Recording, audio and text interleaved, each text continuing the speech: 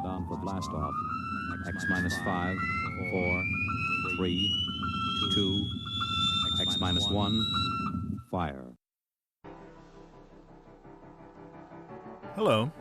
Welcome to Elton Reads a Book a Week, the podcast that takes reading a book a week and makes a fucking podcast out of it. I am your host, Elton, and I read a book a week. Recently, I purchased some items at an estate sale of one Marjorie Van Clemens of Pottsville, Pennsylvania. You know, along with the books that I usually get and the ceramic tchotchkes and Weary Willie paintings, I decided to get a mystery box. It's only a little bit bigger than a shoebox, maybe a little bit more cube-like. It's an old wooden box with a lot of holes in the side. Anyway, I was hoping to find something valuable in it, so I snatched it up for next to nothing, and I brought it home, and then I forgot about it. Though it did manage to make its way up to the back of a closet upstairs. But you know, that happens, I guess. Loss of memory and buying shit that you don't need. So a few months later, right, I'm writing at night, as I usually do, and I receive a Skype call from an unknown caller. Normally I'd ignore it, but I figured, what the hell, I needed a break. And what happened after that confused and entertained me. I'll tell you what, it was a group of men speaking gibberish about the Bill of Rights, and they wanted to ask me questions about it. You know, I was bored, and so I figured I'd play along, because I read a book about just such a thing. We chatted a while, and then the call broke up or lost connection or whatever. Anyway, they never called back. And, you know, the end, right? And then soon after that, I found myself in that closet where I stashed that box, and so I opened it. And what I found was a handwritten transcript of what was said during a meeting held by the Founding Fathers, dating back to the U.S. colonial period. This particular meeting was to discuss the Bill of Rights. So the following is a reenactment of that transcript. Some content has been removed and or slightly altered for pacing, interest, and clarity. Reasonable care was taken to adhere to the accuracy and the spirit of the recorded text. Listener discretion is advised.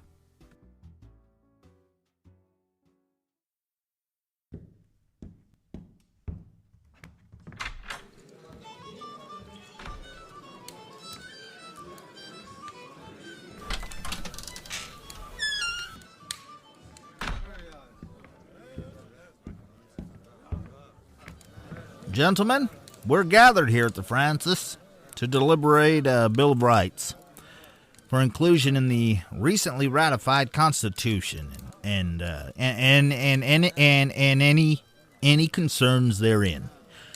Having debated this for some time, we're all too familiar with the old and new obstacles before us. So, to aid in our new and inevitable impasses, Benjamin Franklin claims to have invented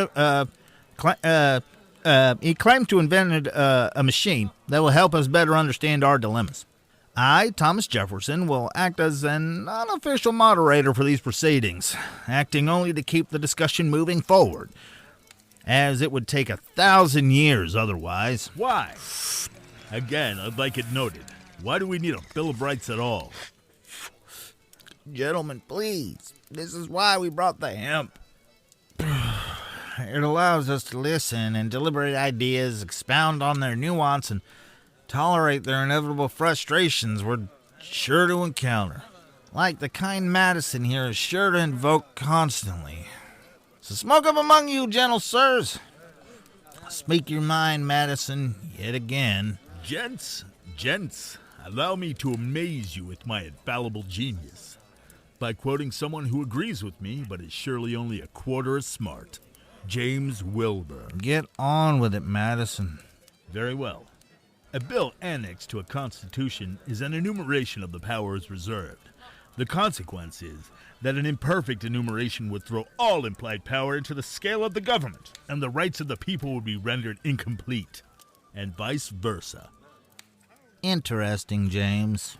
I, too, would like to imbue a similar point of view. Fine. Note the floor goes to Alexander Hamilton. Proceed. A Bill of Rights is very unnecessary, as anyone here cares to recollect, are merely stipulations between kings and the subjects of privileged reservations the prince doesn't get. Like Magna Carta before was obtained by barons from King John with their swords. It's evident, therefore, that their privileged signification is applicable no more, since constitutions founded upon the power of the people and executed by reps they designate. And it also stands to reasons that reservations aren't needed, as people surrender nothing and they retain everything. Also interesting. I'd like it noted that my comments were far more succinct in opposition to Hamilton's vociferous rambling. While one can pontificate any way he chooses, he who duels with me, my friend, always loses. Do you not remember who I am, God damn it? I'm Colonel James Federalist Paper Madison, sir. That alone commands... A fart more or less, something boisterous and foul would be my guess. The vulgarity, Hamilton. You, sir, are lucky I am... A feathered incarnation of fart just as a man? Mother... Gentlemen, please! We're not here to discuss whether Madison is flatulence incarnate. While I respect both of your opinions, I must call out horse shit, arguing the contrary, that in forming a government on its true principles, the foundations must be laid by expressly reserving to the people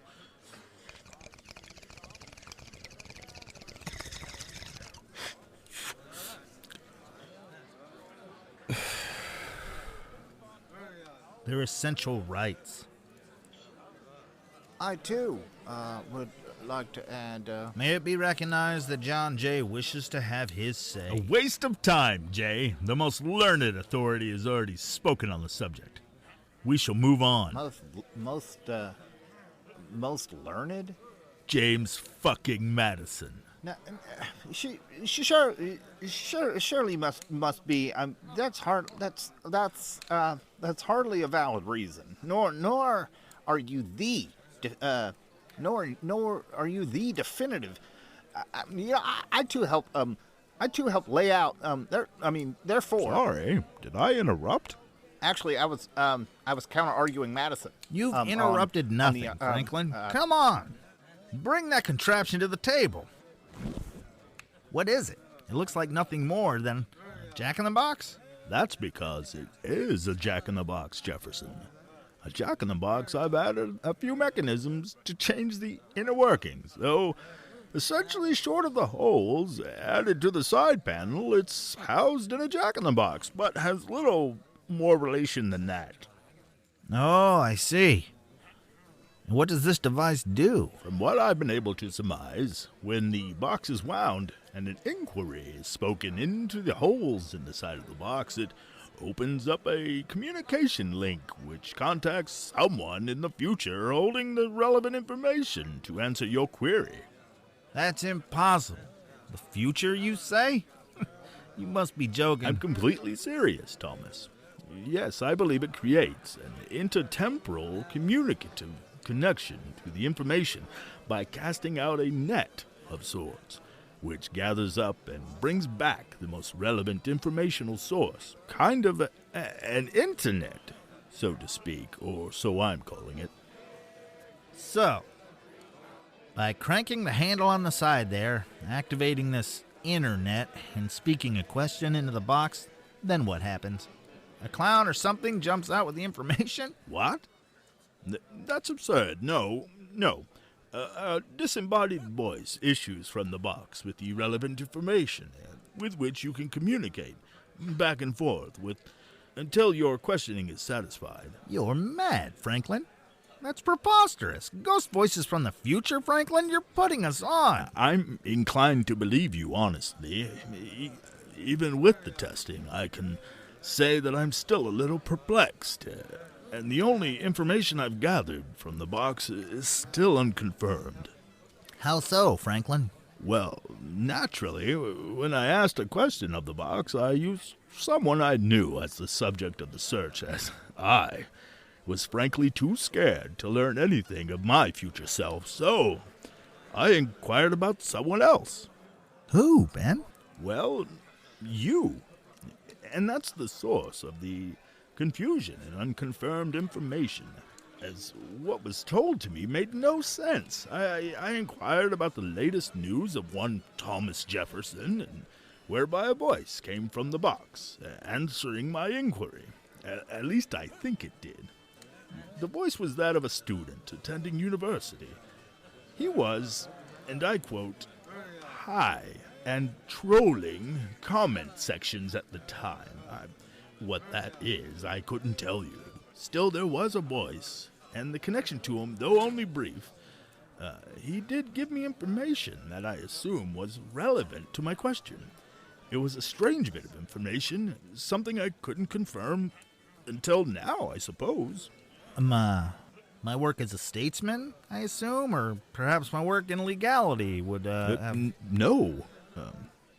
No.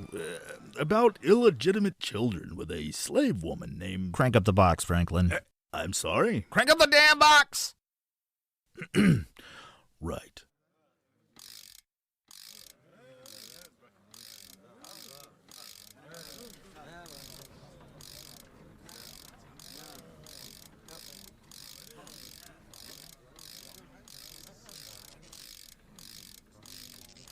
Should we be concerned with this commotion? It made the same noise as the last time, and no harm seemed to come of it.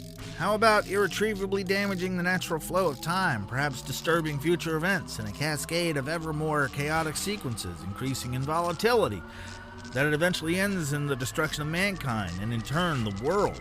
I have no idea, Thomas, truth be told. I was high when I thought of it, high when I made it, and of course, high when I tested it. I really haven't given it much thought at all. Given what much thought? What? What were you talking about?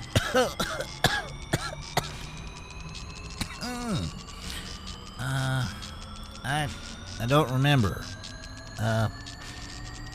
Why is this box making so much noise? It's time to ask the question now. The box? Yes. About the Bill of Rights, Jefferson? Oh, right. Right. Yeah.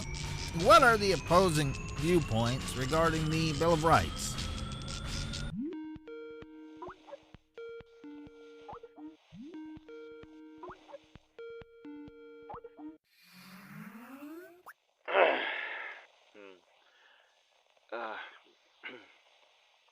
Hello? Hello? Who's this? Spirit? Are you in the box now? Has our summoning of you trapped you within its confines? Oh, great Spirit, please have mercy, for we know not what we do. We don't know what we've done. We don't know what we've done. Are you done, Thomas? Thomas, I'm telling you, it's no spirit. Then a trick, Franklin. Who is this? A ghastly Hello? ruse to amuse us for the evening? We are in no need of distractions, Franklin. It's no ruse. Just a communication Hello, device that this. communicates with someone from the future You want- and brings information back want- from it. What do you want? I see your point. What the fuck are you people talking about? Who the fuck is this? The future answer box, my good man. Are you a man? A spirit? Certainly not Satan. though a demon. Heavens, please don't be Satan or a demon. No. Jefferson, you buffle-headed clunge. Hello there. Hello there. I am Benjamin Franklin, and I'm here with my friend Thomas Jefferson, among others. Unfucking real. I've contacted I you have to- via the internet It- to you know, it ask doesn't- a few questions of you. As Fine. it is apparent, Fine. you have answers You know that what? we I'm bored. seek. It's not a problem. I'll play along. All right. What's your question? What is your name, if I may? My name? My name is Elton. Oh, great, Elton. Good. Well, the question. What are some opposing views to the Bill of Rights? The Bill of Rights? In the Constitution? The Bill of Rights in the U.S. Constitution. If it is still in use, yes. Of course it's still around.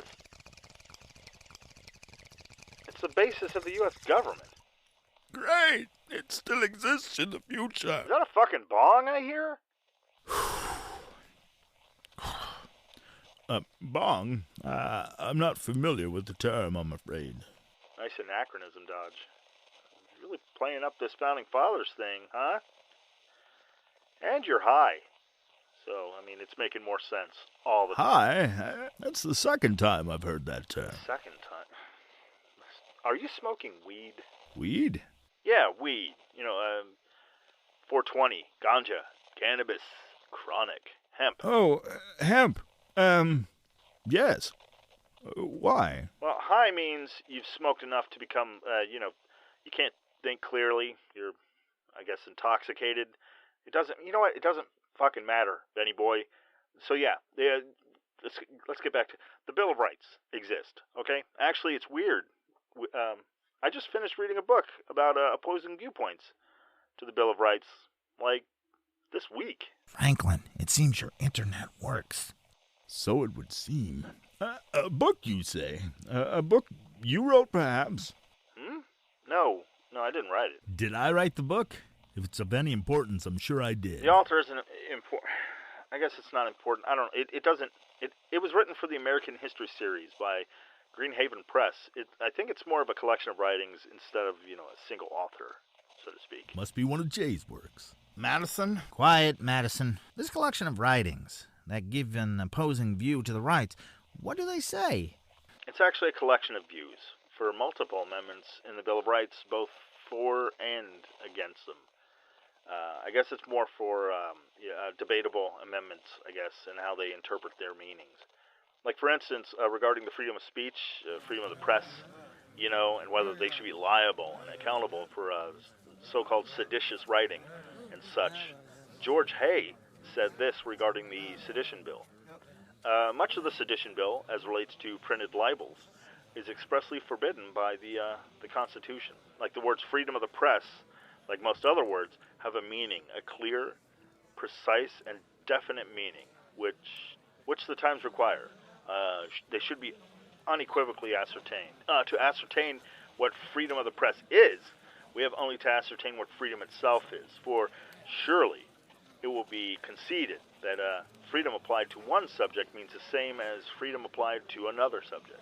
Now, freedom is of two kinds, and of two kinds of freedom only. One is the absolute freedom which belongs to a man previous to any social institution, and the other, that qualified or abridged freedom, which he is content to enjoy for the sake of government and society. Absolute freedom is the power uncontrolled by law of doing what he pleases, provided he does no injury to any other individual. Freedom of the press is meant a total exemption of the press from legislative control, the privilege of printing anything, without control. This is regarding the limitations of the First Amendment? Yes, regarding whether it invalidates the Sedition Act. The Sedition Act? Quit hogging the box with your meaningless drivel, Jefferson. There are more pressing issues at hand. Hello there. I'm James fucking Madison. How many statues of me have they put up? Has there been an overwhelming majority of beautiful women naming their children James in my honor? Or both? It's both, isn't it? Probably both. Excuse my colleague, disembodied voice. It's my firm belief that the smallest talk isn't his choice, though. With no evidence and based on speculation, I'd say it comes from inbreeding and too much masturbation. The gall of this cur. Hamilton, I demand an apology, swine. And what is masturbation? Patient. Gentlemen, please. Sorry, Elton. Please proceed in telling us of the other contrarian points, if you would. Sure, Franklin. There's a bit about separation of church and state, if you're interested in that. Lillian Gobatis, age 12, and her brother William, age 10, were expelled from the public schools of Minersville, Pennsylvania, which, coincidentally, are just a few miles away from me. Anyway, they refused to salute the national flag as part of their daily school exercise. Their children had been brought up conscientiously to believe that such a gesture of respect for the flag was forbidden by command of Scripture. The argument was whether the requirement of participation in such ceremony, exacted from a child who refuses upon sincere religious grounds, infringe without due process of law the liberty guaranteed by the Fourth Amendment. The court ruled 8-1 against the children and in favor of the school board's directive. The reasoning was that the freedom of religion was not an absolute, and that laws which do not directly and purposefully restrict or promote religion may be allowed. The court deferred to the school board and other local authorities in determining the goal of upholding national unity by requiring a flag salute, and that overrode civil liberties concerns. I don't agree with that at all, personally, and neither did a later court, because they reversed the decision 3 years later in a similar case. Children are schooled in public institutions that require supervisory boards. Incredible. That was your takeaway? Naturally, the future is a natural progression of private tutelage being so prevalent that it's educated the masses. Knowledge spills from every facet of society, and that it's become publicly available everywhere. Good God, Jay, are you still here? Why are you even speaking? It's like the wall took an opinion and wants the whole world to know about it. Madison, one day I will have my justice on your verbal indignation, so help me. It's obvious my work regarding free public schooling eventually expands and is accepted nationally. It's quite obvious now. You hop-headed heathens, if you're quite finished, please continue, O spirit of the future. You guys are a trip. The book goes on to talk about the case of Everson versus the Board of Education. It involved a New Jersey program that provided school transportation to all students, whether they attended public or private religious schools. The Supreme Court held that because of the 14th Amendment, prohibition on religious establishment applied to state, local, and federal laws. They then examined what was meant by the clause in the First Amendment prohibiting the quote-unquote establishment of religion. Hugo Black, Associate Justice from 1937 to 71, considered historical evidence to ascertain the views of Thomas Jefferson and James Madison and their struggle against religious taxes in Virginia. He concluded that the evidence indicates the first erected a wall of separation between church and state, quote-unquote, a phrase that originated in an 1811 letter by Jefferson. Despite making logical sense regarding taxation, I believe the phrase to be patently stupid on merit. Because you didn't think of it first, am I right? That's wholly beside the point, Thomas. Mm-hmm. Mostly accurate. Yeah. Right. So, an opposing view was given via a group of American Roman Catholic bishops that made a statement. They assert that government involvement and assistance of religious institutions and practices have a long history in the United States. They argued that Thomas Jefferson, and James Madison and other founders, who I'm sure are there with you, did not intend on a wall of separation, and conclude that attempts to separate government and religion are examples of secularism, which threatens to weaken religion in the U.S. The ideas you've provided with your jack-in-the-box vocal puppetry, Franklin, is certainly something to think about. The detail in the accounts is extraordinary. Again, Jefferson, I tell you it's no trick. There's no intent to deceive here. I'm inclined to believe the same, though your show might fare better with more mentioning of my genius and how it's turned the future into an altruistic utopia, only to rival heaven itself. The voice you hear comes not from me. It's either patently preposterous or blatant witchcraft. The information provided by Elton through the wooden box is intriguing. Indeed, while its source may be quixotic, the ideas are worth debating. Furthermore, I would invite elaboration on the future of rights in general, particularly equal rights, both civil and voting, pertaining to every citizen, including Negroes and women, and differing persuasions therein. Whether the wording we use could address any issues with concise language, as well as whether they should be added now, or are there issues that could be resolved instead of you would think that, Jay, you plotting simpleton.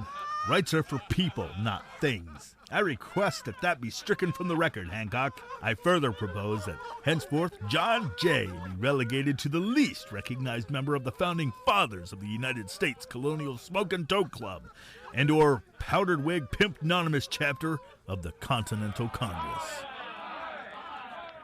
Madison? Oh, I shall have my justice, I swear it. It's also not an official record, Madison, just an ongoing transcript to catch ideas as we're having them. And don't mind him, John, he's just having a fit. There hasn't been one good idea from him yet. Hamilton! Guys, this has been great, or whatever the opposite of that is. You killed my boredom, though, so thank you for all that. But really, man, I'm getting tired, so, Wait, please. Wait, please, just a few more questions, please.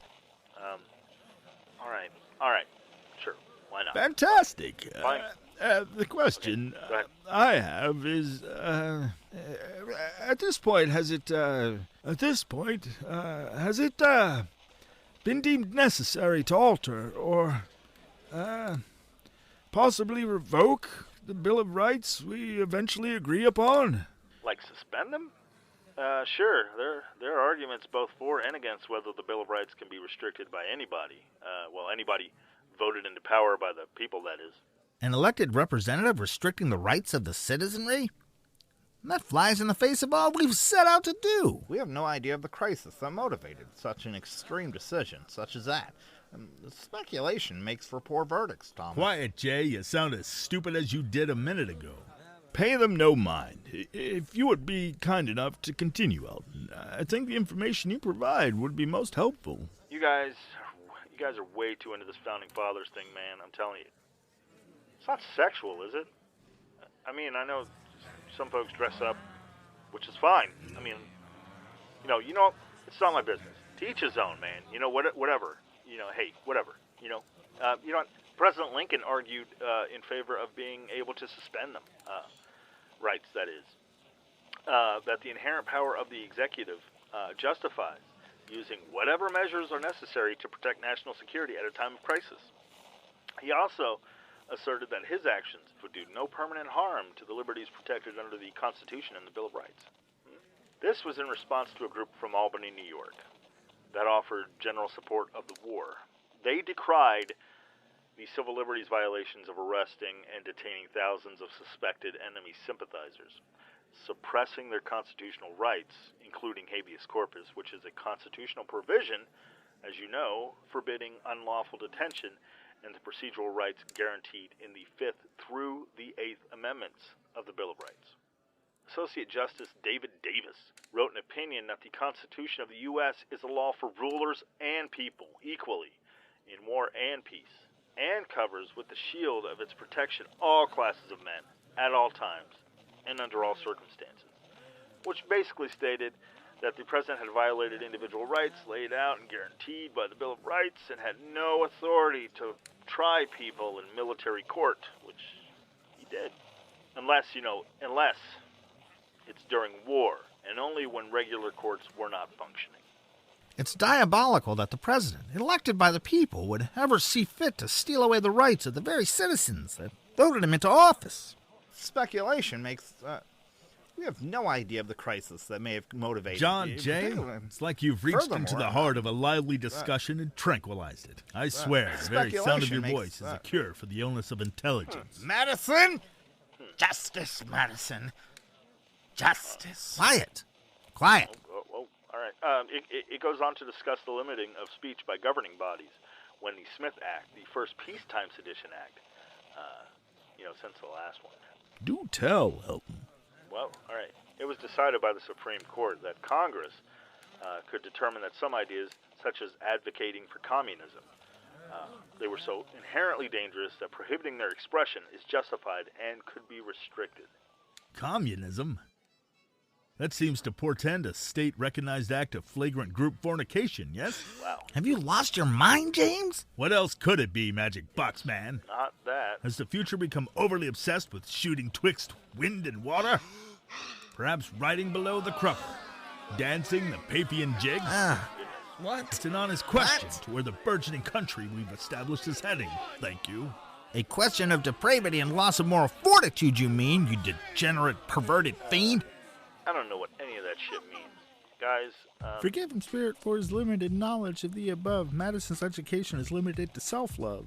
I'm sorry you had to hear that, Spirit from the box. I think we should move on. We have but one or perhaps two questions more, and you may return to the ghastly realm from whence you came. Is that all right? I'm starting to regret. Please, one more question. All right, sure. Thank you.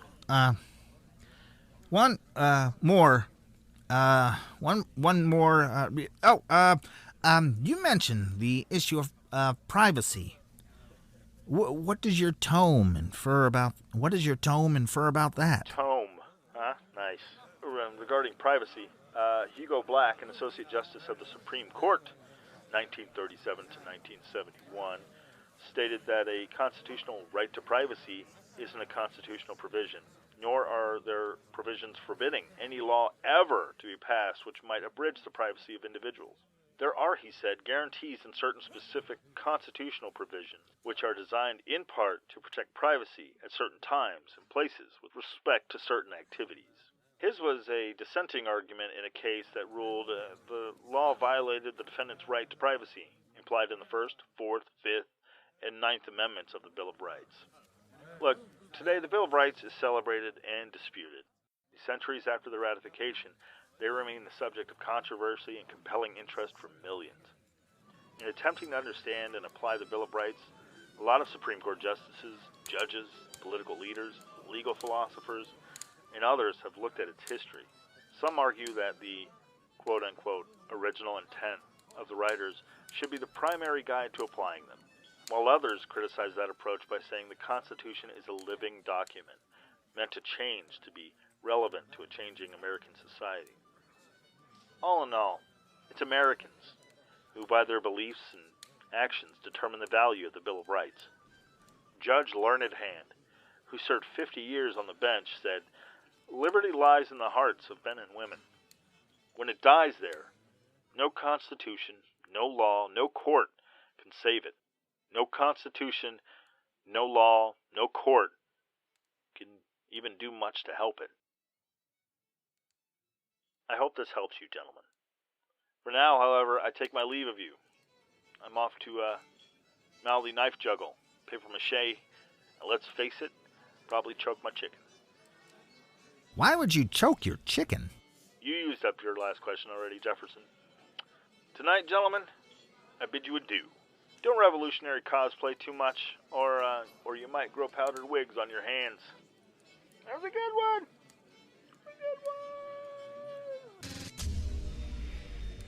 I believe he's gone now. Well, that was informative. It was shit. Not once did he mention any of my achievements. Why would being a perverted, grotesquely stupid windbag that's shunned by the fairest sex be recognized as an achievement at any time? It's already a nuisance in the present, so why carry it into the future?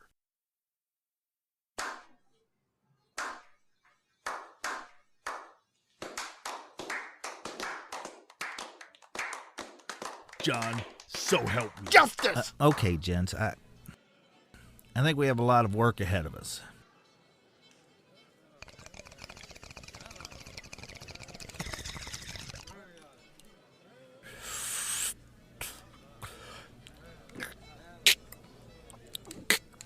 Franklin's disembodied voice trick was both amusing and thought-provoking.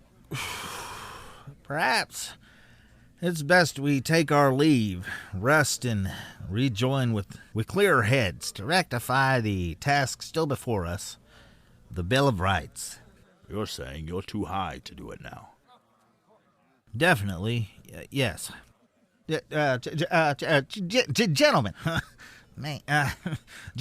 gentlemen, let us adjourn. Hancock, if you would put your masterfully written transcript, with which only the very mind and hand of God could have so skillfully rendered, into this box with the holes in it, next to the water pipe I've managed to wedge in between a ridiculous amount of cogs and springs. Whose box is this? What box? The one with the handle and gears and things that looks like a jack-in-the-box without a clown. Oh, I'm not really sure. Well, it's going in the cellar, so we can find it next time. Very well. Could you take it down there, Hancock? I'd greatly appreciate it.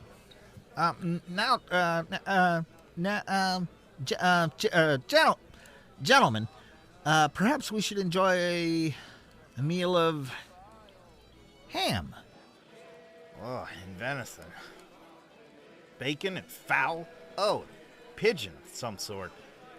Wheaten bread with butter. And, turkey. Eggs, milk, and cheese. Goodness, John. I'm sorry, I've grown a bit hungry. I think we all have, Jay.